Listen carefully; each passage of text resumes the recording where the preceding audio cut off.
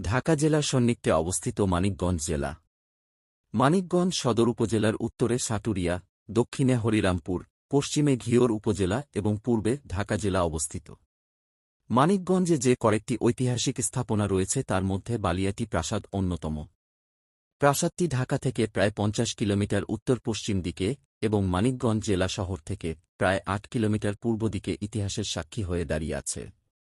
প্রাসাদটি স্থানীয়ভাবে বালিয়াটি জমিদার বাড়ি নামেই পরিচিত। বালিয়াটির জমিদাররা ১৯ শতকের প্রথমার্ধ থেকে আরম্ভ করে ২০ শতকের প্রথমার্ধ পর্যন্ত প্রায় শতাধিক বছর বহুকীর্তি রেখে গেছেন, যা জেলার পুরাকীর্তিকে বিশেষভাবে সমৃদ্ধ করেছে। পুরাকীর্তির ইতিহাসে বালিয়াটি জমিদার বাড়ি এক অনন্য সৃষ্টি। খ্রিস্টীয় ১৯ শতকের দিকে এই বাড়ি নির্মিত হয়। একটি নিম্নবিত্ত সাহা পরিবার থেকেই বালিয়াটি জমিদার বংশের উদ্ভব।